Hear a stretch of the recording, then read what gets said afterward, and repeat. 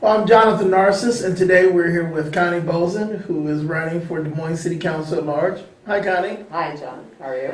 Good, good. Now, before we get started, tell us about yourself. You're a Des Moines native.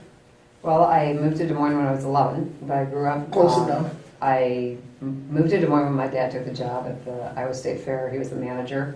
So the requirement was that we had to live on the fairgrounds. Okay. And so that's how I became what I call a proud East Sider. And I still reside on the East Side. I graduated from East High. I then went to work at Yonkers, worked there for 34 years, and now I'm currently working for Polk County in the General Services. Okay. I'm married to Ted Bozen, and I have 2 daughters, and we have 4 stepchildren, and by the end of March, 9 grandchildren.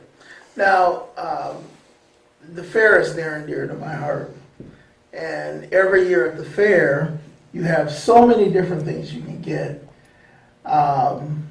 Grinders and funnel cakes and pork chops on a stick. And you can also go to Appalicious, which I also own, and the salad bowl. I do think we're not carrying your most favorite thing, the apple pie pizza. So I apologize, but we gave way to the apple tacos and the apple pie on a stick. Well, I didn't come up with the saying, but an apple a day Does keep the doctor away? keeps the doctor away. So, East Sider, but also talk about your civic involvement, your community involvement over the years. I know a number of people are familiar with you from your time on your school board, but talk about all the things you've been involved with. Well, I got involved when my daughters were at East High, and really before that, I got involved with PTA. I guess I was the PTA mom. And when 1998, they were doing the sales tax, they're starting that campaign for the local option sales tax to repair all the school buildings. And I was the East High PTA president.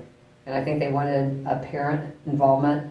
So they asked me to serve on the committee, and then I became the treasurer of that committee. And we went out in March and lost by 43 votes.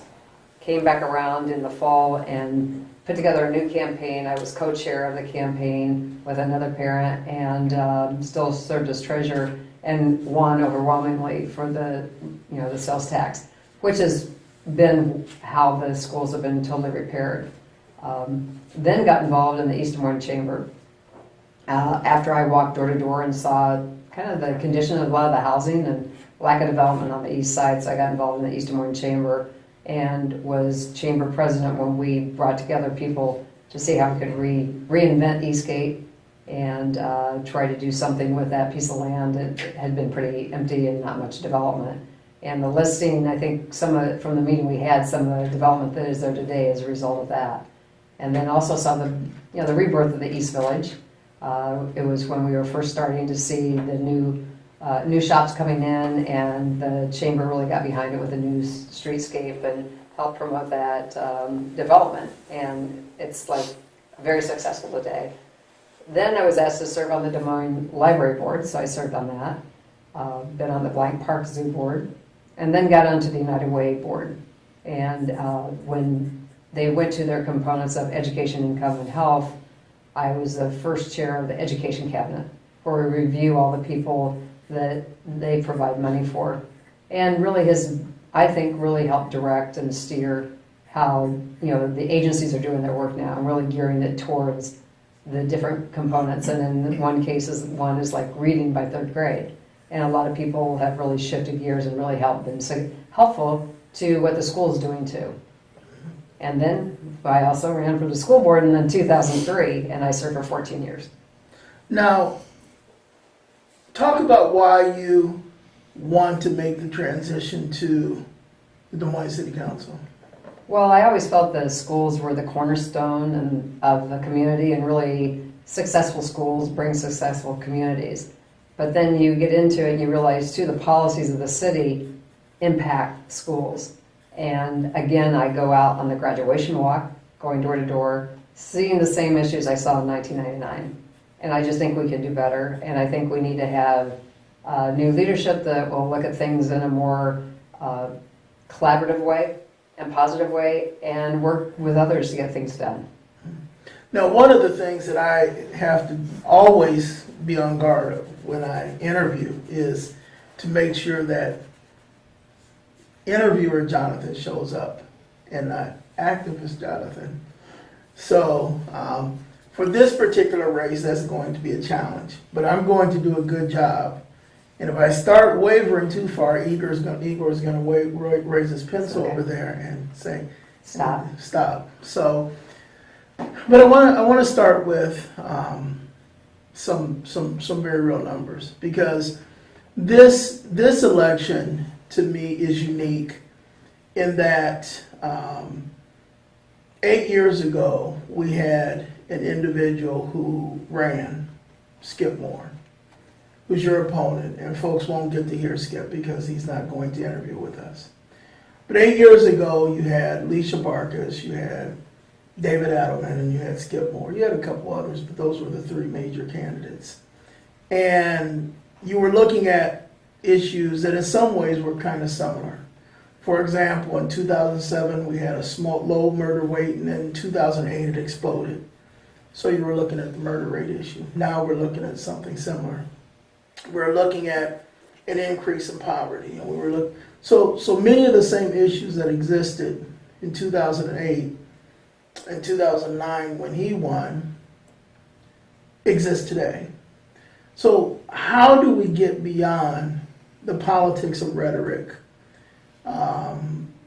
to actually begin having an impact and making a difference through the city council for so many populations in the city that haven't had a voice?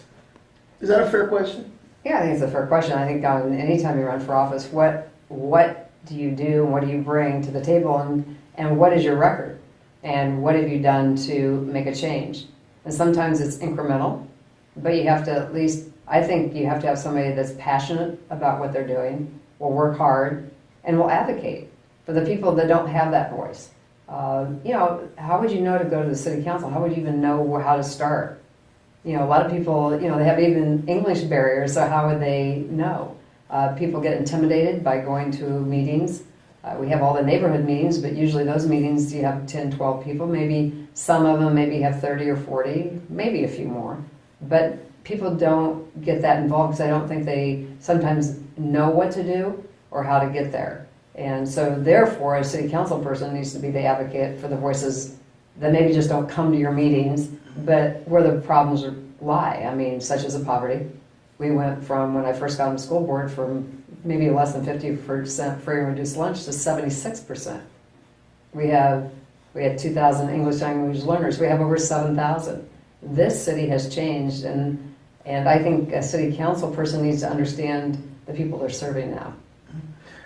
One of my concerns is that when we aggregate metropolitan data, we hear things like Des Moines is one of the richest cities in the country, and we hear about how amazing everything is. But when we disaggregate that data and focus just on the community within the city's boundaries, the community that those 7 council people represent, that you would represent if you win, the numbers are much different. The exploding crime rate. Since 2009, when Skip Moore got elected, the murder rate has tripled.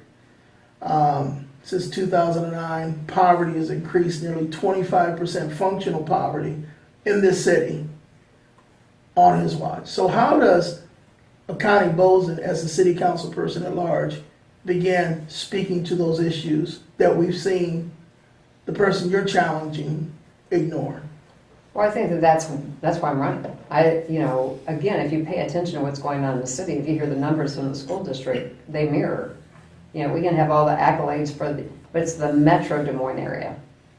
Many of the wards that Des Moines wins is Metro, and I'm not saying they aren't doing some good things, but I think you need to get out into the neighborhoods. And so the housing is a major issue. Unstable housing creates so many ripple effects. Kids are moving around maybe 2 or 3 times in a school year. That's not healthy for the kids. It's not good. It's not healthy for the parents to be uprooted all the time, trying to find maybe a better livable place or a better affordable place. It all goes hand in hand. Unhealthy. You can have an unhealthy home because of the mold in it or the conditions of it. Those go back to your medical care. So I think there's Lead. yeah, lead, all the things that they've talked about. I just think you have to have somebody on the council that understands what's really going on in the community that they serve. And then you bring the partners together to really try to make a change. Bring people together, and that's one thing I think I bring to the table. I'm very aware of many of the agencies that are out there. No one group can solve the problem, but we all have to work together to come up with solutions to make things good for the citizens that we represent. My entry years ago in politics, 1980, when I was a teenager, began because I saw the city of Des Moines shifting from a focus on human services, because they were the originators of the elderly services program, to more brick and mortar, some of those type of things. Where should the city be in terms of people, and where should the city be in terms of some of the priorities they've had as far as economic development and putting up hotels and other things? Well, I think the city of Des Moines is caught in the middle. So much of their land is untaxable. You know, it's all nonprofit, you know, with the Capitol, the fairgrounds, all the schools, all of the churches, and that's the thing you keep hearing is there's no money. A lot of the social services have been shifted over to like Polk County. So if you're going to shift those things over, then you need to be able to work very closely with the groups that are providing those services. And I think that they have a certain obligation to do more than they're doing, like putting more money into affordable housing. They put some, but they should be putting more. I think that they have to, even, you know, to the senior services, that Polk County has pretty much taken that over, and they do a very good job with it. But then, how are you addressing the needs And of they your do people? an excellent job with it. I know, because I lay out the senior bulletin today. Yeah. And So I just love think those people that over there, so. you just have to be able to work with the other people that are doing it and coordinate it and take some responsibility for those services. And I just think that you need to be aware of what you are doing and how you're going to go about providing for the citizens that you're serving. And I understand the development downtown. I understand that that's you need to revitalize the core.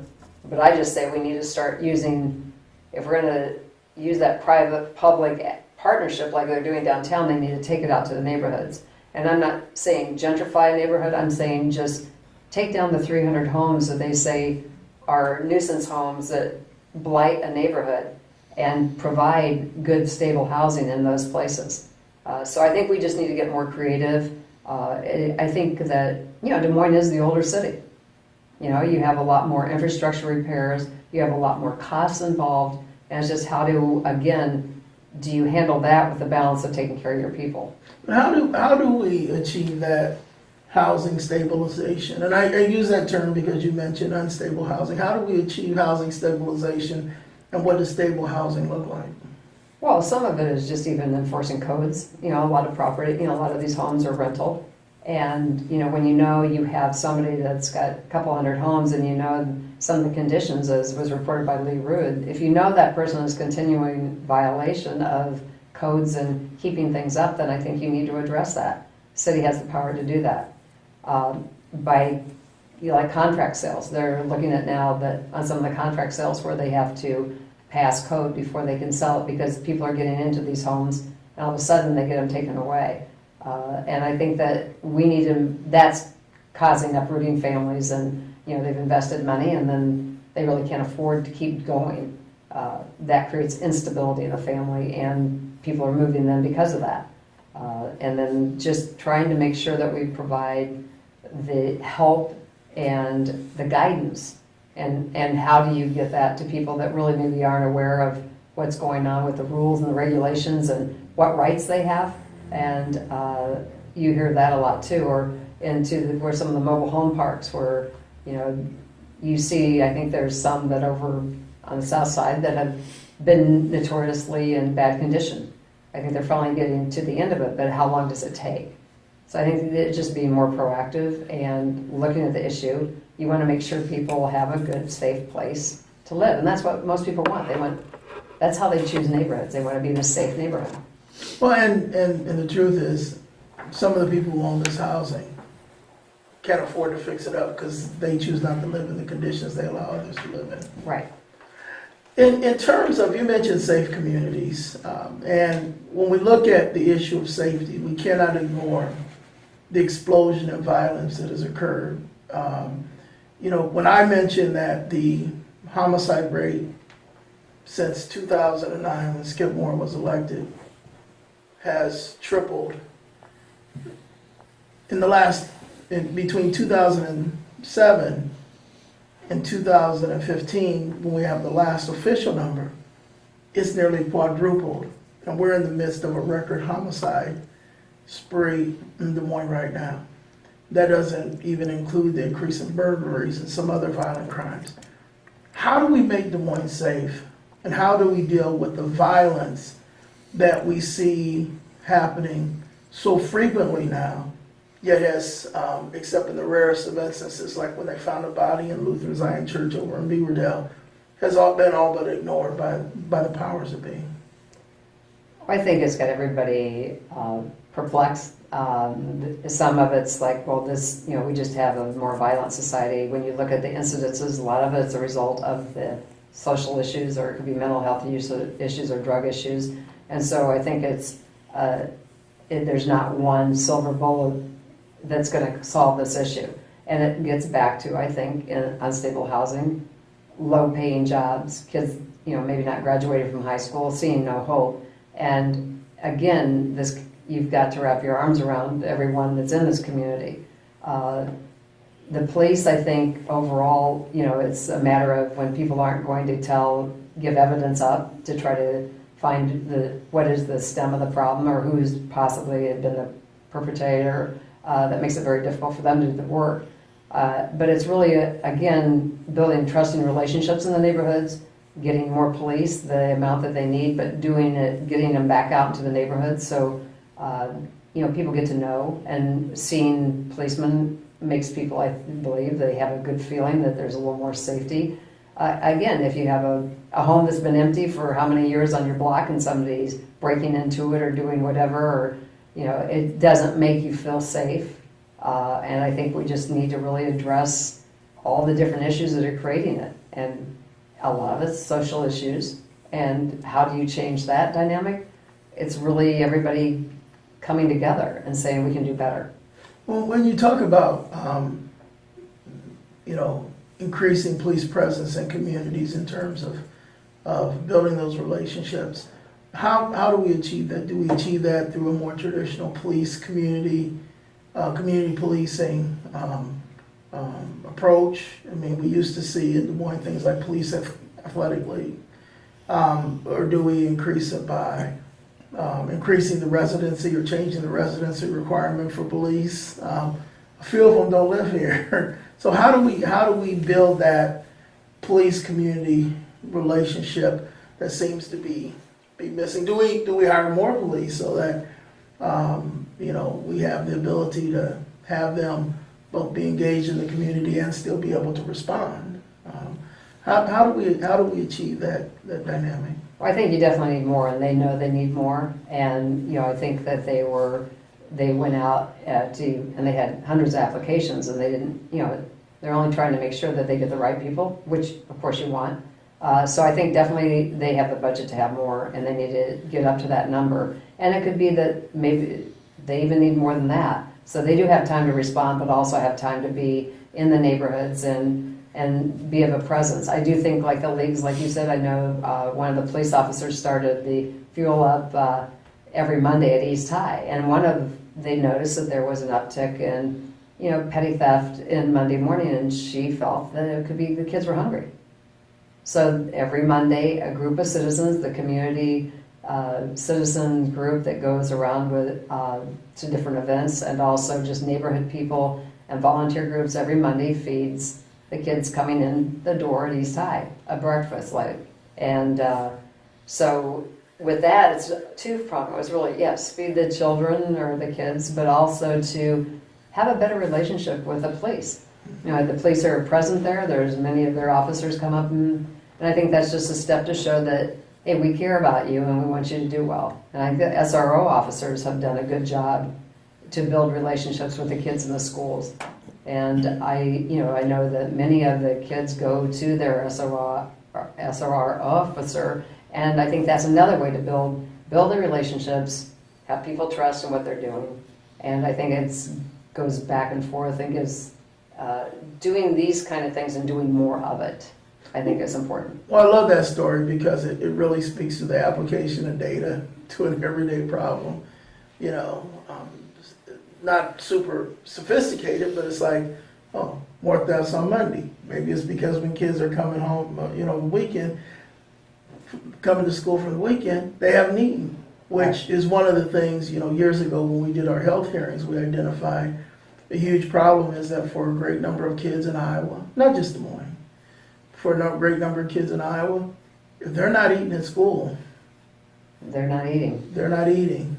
It's hard to believe today. Yeah. I think if you had told somebody 10 years ago that there would be food banks in a lot of our high schools, or that there would be washers and dryers put in our schools, grade schools, I think people would be very shocked. The schools are provide social support for the community they serve, not just educational, but also so many different ways. Well, this is where the hard data, and this is part of my dilemma I deal with all the time, is you have the data. I mean, in 2003, we had, Norm Granger, a county supervisor who worked in Waterloo, now in hospital, talking about a young man coming up and hugging him on Monday morning after the Thanksgiving weekend because when he left school on Wednesday, he didn't eat until he got back to school on Monday.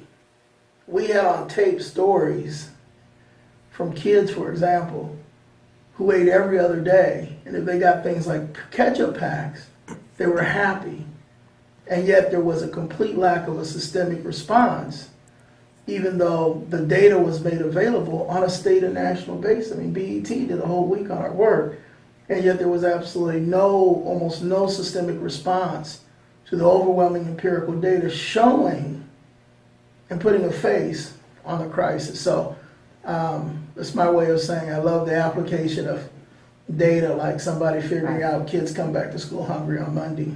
And even the breakfast. Now we have breakfast for all of our schools. I mean, listening to really and understanding the problems, the kids can't learn if they're hungry. They won't do as well. Kids can't learn as well as if they have if they have a bad toothache or need medical. We have a facility at Central Campus now. It's a medical clinic. We have a dental clinic, and it's open to all the families. It's open to the school district. Again, realizing that we need to solve some of the problems. We need to be helpful.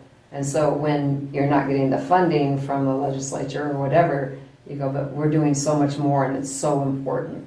But you have to understand who your students are. You have to understand, in the city case, who your citizens are, and understand what their real needs are. Here's the question I have to ask. Is this a crisis of resources or is it a crisis of leadership? I think it's both. I think it's that you got to have people advocating and bring it up. I think that, look at the graduation walk. If we hadn't started that, the community all of a sudden understood that we had kids that weren't graduating. And how could that be in today's world? Go knock on their doors. It gave a lot of people in this community a whole different attitude towards that, and really stepped up to the plate and say, how can we make a difference? And they have made a difference. I mean, now we're going into the kids that are undercredited or have high absences in school. Well, and those are academic issues, but I mean in terms of city leadership, because we find our schools doing a lot of things that other folks ought to be doing. And as you transition from the school board to the city council, what are the things that the city council ought to be doing, and in terms of the city, as far as impact? And I'll ask this again: has the failure of the city to engage the human dynamic in this community, has it been because of a lack of resources or a lack of leadership? Well, I think it's leadership too, because you look at the Park and Rec department, all the good things they could do, that should be expanded upon, and they've had severe funding cuts. Funding and how you delve up the budget is up to the council. And again, so much has gone for brick and mortar, so how do we go back into putting money into services that will help people? And how do you coordinate that with the other agencies in this community so that we're not overlapping or duplicating, but we're all we have our own path to take. And some of that is leadership and advocating for the people that you serve. And I think some do it, but I think that there needs to be more of an outward effort to raise the awareness of the needs of the city. And other than just say we don't have the money, and I get it. I mean, I've been on the school board, we haven't had the money. I've been through the cuts, and they're hard. But what's the priority, and have we looked at every avenue? Are we as efficient as we can be? And I think that those are all questions that, we have to keep asking every year when you do a budget. And then look at what are the things that we can do from a city standpoint, such as I say, when you have 300 houses, if you need tax money, get rid of the houses that are not giving you revenue. Make sure that every piece of land that you can tax is valuable enough to tax. And I'm not saying skywrite, not raising taxes. I'm just saying if some of the land that is not valuable just gets to the level of what it should be around them, maybe you won't have to do a tax increase. Or you take that tax revenue and you put it into programs to help people. Well, I know that once upon a time ago, part of the way that the city used to supplement their resources was that they built relationships with other jurisdictions or even the federal government and were able to bring in urban development dollars. A couple of years ago, before he got ran out of being the head of the Human Rights Commission, Rudy Sims reached out to a number of community organizations, found federal dollars, brought them in, and got jammed up because of the politics of it, and it directly led to his removal from office, even though he went out and found the resources and brought them in because he built an unpopular political alliance. And that's part of the reason why I asked, is it leadership? Because the city has found hundreds of millions of dollars for its priorities, but it's cut people. Much like the state government, which could find $1 billion for Orascom and find a 9-figure check for John Deere, but couldn't find money for the food bank. It's their priorities. And that should be the telling statement, and people have to know that. And sometimes it doesn't always connect the dots because there's so much going on, and how do you hear about it? One of the things, and in some ways, I interviewed Bill Gray on in a few days after this, and he's running uncontested. And in my mind, you're running somewhat uncontested, which is why I'm saying in terms of our treatment of the interview. Mm-hmm. Because if we could interview your opponent, we might ask different questions. But he sort of abdicated that role, and so we can have more of a conversational tone. It's a little different in the Josh, Michael, Abshir race, because I've got to help them distinguish why people should vote. But I go to that because I bring that up because this next point I'm going to make, I think, is real important. 10 years ago, I had frequent conversations with Skip, and 2 years later, when he ran, came over to my house. We talked. He was in a tough race, and he's been virtually inaccessible since then. 10 years ago, and I believe it may have been this week, we were on the school board together, and I had just got elected. We sat next to each other for okay. And after the first meeting, and I bring this up because we've come a long way. Yes, we have, John. After the first meeting, I said, you know what, we probably shouldn't speak together until after one of us is off the board. And then we had a hearing, we had a work session, first part of October. May not have been this week, it might have been this day. It's been pretty close, yeah. And at the end of it, I said, you asked me something. I said, Connie, we're not supposed to speak together until we're off the board. But the one thing I've always been impressed with you is we did the newspapers then, and we had hearings, and even throughout that entire period, if you were asked to come and speak to a group or an organization, or even to our media, you never backed down, you never shied away. And that says a lot to me about the character of representation, because on the one hand, we have somebody who talked so much about what they were going to do, and has not demonstrated the even desire to follow through on commitment, and then I'm sitting next to someone who arguably could have refused to ever sit down, and you've never missed one of our interviews we did with school board candidates or anything else, and you even got a couple of endorsements out I of know. which I think stunned people. I know I did. It did stun a lot of people. No, it stunned them all. The only thing that stunned them more is when I asked Dick Murphy to be the head of our endorsement panel, because Dick and I had some. I always joke we were like the sheepdog and the coyote when they went to work. They lived together, they hung out, and then they went to work and dropped boulders on each other. But that willingness for you to sit down, regardless of people liked you or didn't, speaks to me to the kind of character we need to come together as a community and build bridges in a community where 76% of the families can't feed their kids without government assistance, jobs pay low, and we have some real issues with violence and drugs and some other things. Well, I've always felt that you should be able to talk to anyone. If you don't agree with me or I don't agree with you, you still can have a conversation. We didn't always get along. And it's, but it was more maybe how the delivery of the message, not the message. I've had my disagreements with other people and they've had them with me. I understand. But not to be able to come talk, or I say go into the lion's den or whatever, that's just not what you do when you are out in a public office.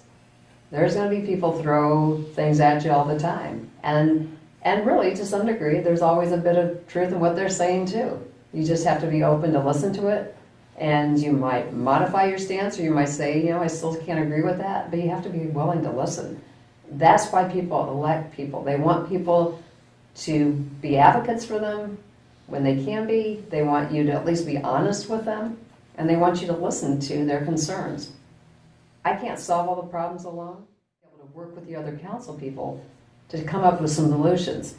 It might not be the exact solution, but it could be a modification of it that would make things better.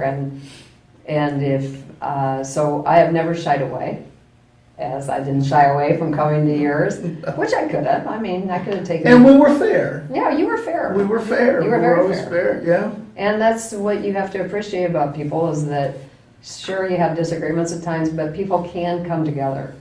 And that is the only way you're successful in getting things done, is people coming together, working together, and coming up with the best solutions that works for all.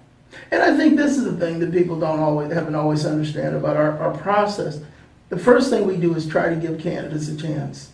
And I'm going to ask you about what some of your other priorities are before we wrap up. But we try to give candidates a chance to be as unfiltered as possible. Whether it's in our written questionnaire, which is extensive. This is very extensive. People hate it, but you know what? It gives voters a chance to make a decision based upon them, as opposed to, I've run for office, and I hate when I have this much information and then the media takes one or two issues, and that's how they define it. Snippets. And I hate when organizations that are supposed to represent people, like certain unions or tax groups or whatever, take snippets instead of saying, here's where the person actually stands. So we try not to do that. We try to be as fair as possible. And one of the best examples I can think of is our former publisher and my business partner, Gerald Brantley, had an employee who was running for school board. And I guarantee you that we all would have bet our houses that he would have got the endorsement going in. And he didn't, because we used an objective criteria that also included the ability to actually get results. He didn't get the endorsement. So it stunned us all. But having said that, what are some of your other major priorities if you're elected to represent all of the city? All of the city. Well, it's to make sure that, again, if we're going to have law enforcement, we're going to make sure it's covered throughout the whole city and everybody has fair coverage. The other thing would be bridging the gap between the schools and the city. And I know I'm uniquely qualified for that. I know what the schools are face, and I think we need to have more ongoing conversations how we can work together and promote each other. We should all be supportive of each other. We should support the city, and the city should support, city council people should support the schools and promote that we have great schools. I think the other thing would be just really working on this housing initiative. How do we take care of the properties that we have? How do we make them good, safe housing for the people that we need to serve in this city? And therefore, if you improve that, would improve the tax base, which helps provide the funds to do other things. You mentioned you got involved in broader politics by pushing a local option tax. And I think one of the reasons why the local option tax passed with ease the second time, struggled the first time, is because the second time it wasn't linked to money for the city. Well, I think the other thing was a plan. There was a definite plan where it was going to be. But I asked that to say, has the time come for the city to put forward a city local option? Well, that's their goal is to, and I think there was just in the announced that they were going to have a survey to find out what the public sentiment is towards that. Des Moines is unique because of so much of the government and non-taxable land that's in Des Moines, unlike any of the suburbs around But it us. also has had the ability to draw in huge amounts of federal dollars, for example, that other communities couldn't. I mean, That's I know true, we saw tens of millions of dollars come in for like model cities and stuff over the years, and it didn't get to model cities, but it came in. So I mean, Ankeny can't bring the kind of federal dollars that Des Moines can. But the problem is, I don't know if you can guarantee the federal dollars anymore. I don't think you can guarantee the state dollars, the backfill for when they reduce the property taxes and things. I think that, so a sales tax would be a way to, I think I heard that 30% comes from people outside the city. You know, when they come visit, it's the capital city. But the other thing is it gives you a revenue stream. But I think the real reason that the tax passed the second time is that we had a plan for every building. People could say that at Garton Elementary, this is what's going to happen. At Hubble Elementary, this is what's going to happen. At East High, this is what's going to happen. And people understood the need then. I think you need to be very clear with what you're going to spend the money on. If it's into this, well, we're going to do infrastructure. That, I think, will be very difficult to pass one, but I do think we do need one. But isn't part of the struggle that over the years that the city council, my sense is, people have historically felt a little more connected to their school board members. They don't get paid. We know they don't get paid. It's a volunteer. If volunteer, you wouldn't have to spend your own money. That's true. You don't get paid and you spend money to serve on the board. And you're somewhat more connected, it seems. It seems that one of the challenges with the city over the years, whether it was dealing with the whole debacle around the fees, right now I hear them say, the city can find money for downtown, but it can't find money for the neighborhoods. So it seems that a huge part of it is a perception problem, that there just seems to be this very deep and profound disconnect between the people who sit on the council and the people who live in the city. Is that one of the challenges we face, or is that an inaccurate, is that an unfair perception? Well, I think it just depends on which areas you're in. I think I would almost say in some cases, because of all the neighborhood associations, if the city council goes to those meetings, a lot of citizens see them there, even though there's not huge numbers. I think that the issues on the city council impact people much more directly, especially even if you don't have kids in school. So it affects everybody. Sometimes people, when you look at the voting turnout, school boards have so little, and I think people aren't connected to schools, so they just so I would say I think it might be a little bit the reverse. Not that they don't think there isn't a disconnect, but I think it depends on what areas you are. I think they see all the growth going on downtown, and then they look at their neighborhood and they're going, well, how come? And I think that's where the disconnect. It's not necessarily the city council not being responsive, but it's like, when are you going to do something here? And I don't know if they've gotten their message or explained what's going on or what is the long-range goal of the city. I know they have DSM plan, they have all these plans. When's it all going to happen? And that maybe is more the disconnect. Do we need a little more direct correlation between the needs of the people and how the city responds. And I'm gonna, we're at, right now at 39th and Grand. If we go over about a block, we'll be at 39th and Ingersoll. If we go down a couple of blocks, we'll be at 37th and Ingersoll. And I love going to the Greenwood. And I remember talking to Lee Rood one day because she always goes there. And everybody was freaking out over whether they would close the Greenwood because they had to fix the front of the property because somebody didn't like it. And there was real enforcement. If they didn't fix the front of that building by the Greenwood because somebody prominent didn't like the way it looked, they weren't going to keep having music there, and Manhattan Deli wasn't going to keep serving sandwiches. And yet we live and see places in the city where there are houses that have been blight for years and no one's done anything. So as part of what we have to address, the beginning of the more equitable distribution of services, resources, and I would even say leadership, in that the reaction to a body being found at Mount Zion Lutheran from city officials was much different than when a grandma was shot to death at 13th and University. There was a significant difference in how city leaders responded to that body in that suburban church I call Beaverdale, one of the Des Moines suburbs, than when a grandmother was shot at 13th and University. Yes, it needs to be more equitable in what they're doing and how they're taking on the issues. And it is hard when they want to make certain things look better, but yet are letting other things slide.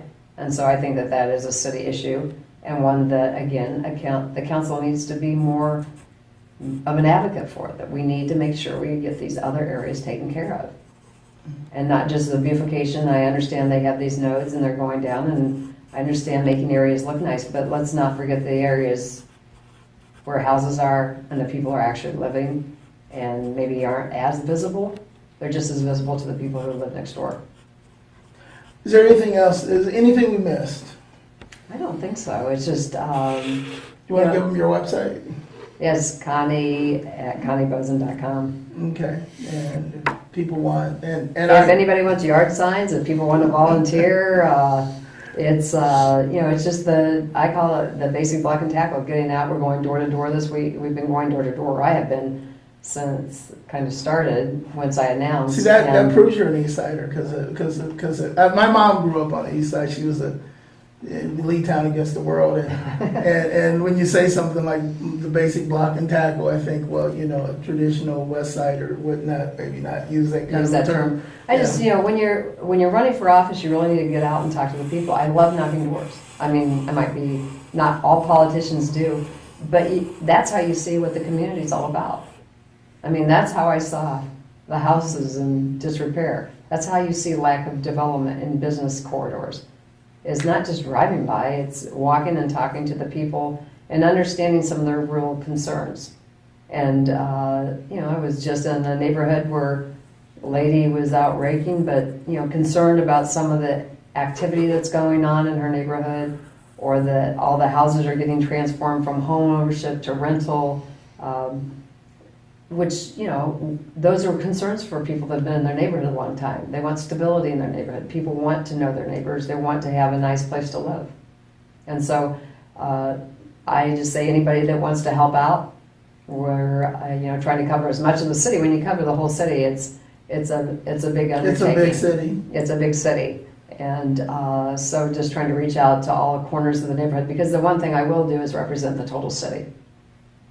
I'm not just an East Side. I'm from the East Side, but that doesn't mean I would only represent the East Side. I need, as a city council at large, you need to look at the greater good, and that's what I did on school board. I was always at large representation, because I just feel that we all have to work together. It's not one side of town against the other side. It's all of us need to work together to make us the strongest community we can be.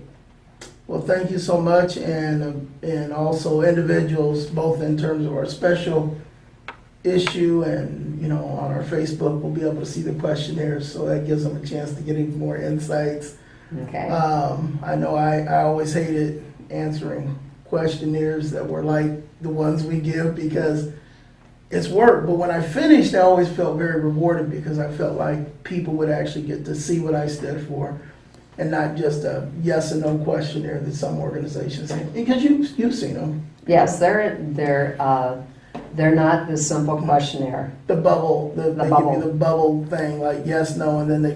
Will you support this? Yes. Yeah. Or will you not? We don't really do that. We give you a chance to say who you are. Before we finish, I do want to say something because this is a critical race. This is that large race, and one of the I think most important issues facing large numbers of residents in Des Moines is to have engaged representation.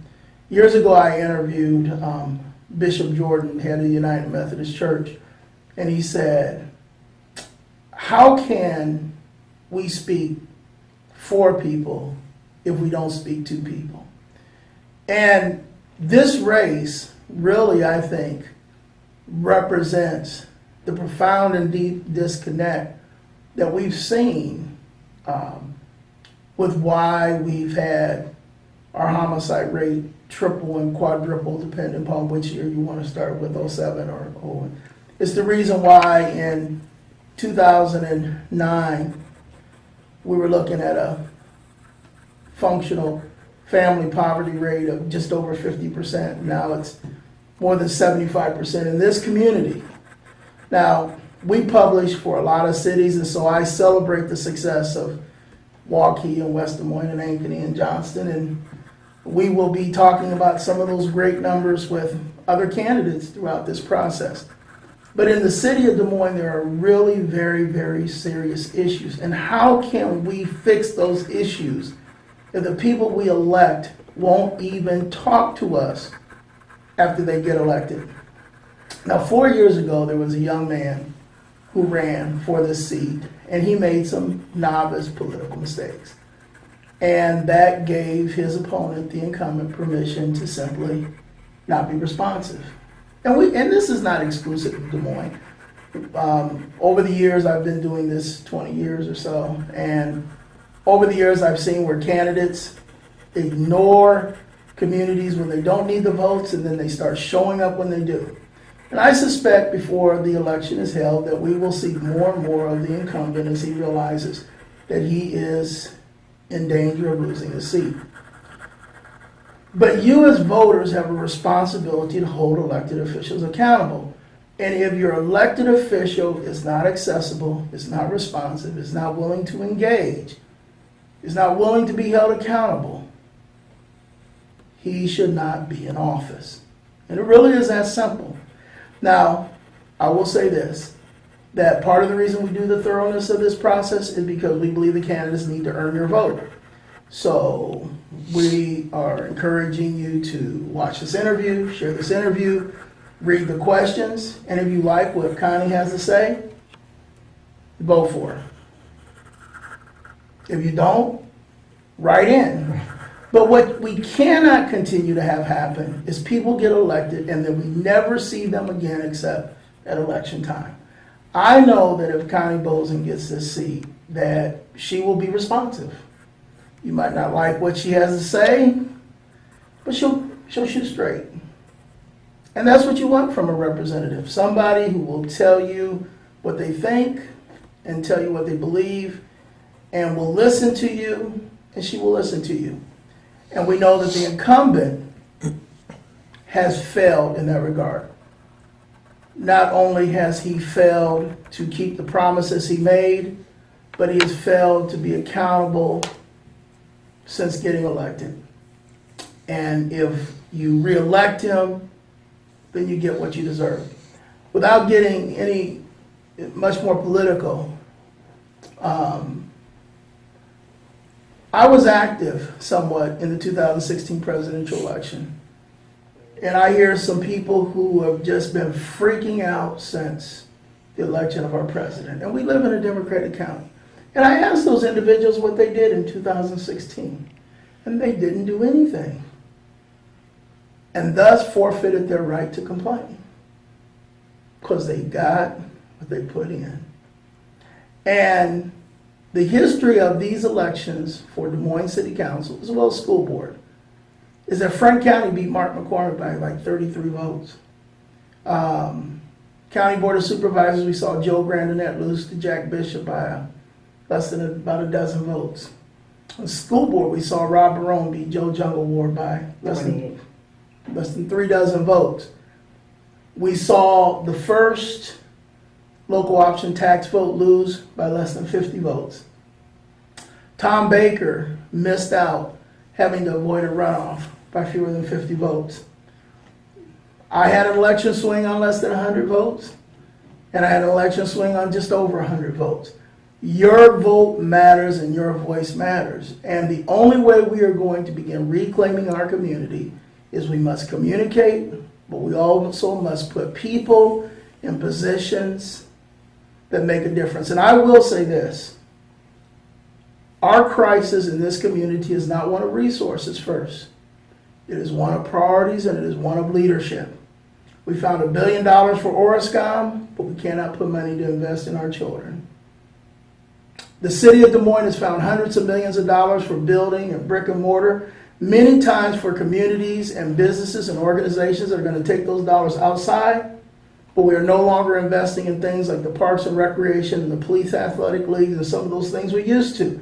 And I guarantee you, if we put some money into a program like the police athletic league, we'd see less crime in our community. And we see more people willing to move into our communities. And they would buy homes and they would pay taxes. But we have a crisis of leadership. So having said that, we want you to share this interview. We want you to read Connie's questionnaire and make her earn your vote. But if you vote for the current incumbent, you are voting to get the same results that we've been getting. And those results aren't just stagnation. Stagnation would be we have some music in the background, almost on cue. Stagnation would be we had 50% of the families living in functional poverty in 2008, and we have 50% living in functional poverty today. And we could talk about the lack of growth. It would be that we had a homicide rate that was unacceptable when Skip ran in 2009, and it was the same. But what we actually find is that we have lost significant ground in housing, in poverty, in gainful employment, in violent crime. We have lost significant ground. It's indefensible, and you have the power as the voter to begin the change. So thank you so much, Connie. Well, thank you, John. I appreciate it. And that's one thing I've always done. When's the election? Is November 7th. So encouraged, because people don't understand every vote does count, and I've never taken a vote for granted, especially after you have a county-wide election. You go to bed thinking you're winning by 11, and you get up the next day and you've lost by 43. So never do I take a vote for granted. And whenever I run for school board, I try to earn that vote, and I'm trying to do the same thing for city council. Okay, thank you so much. Thank you.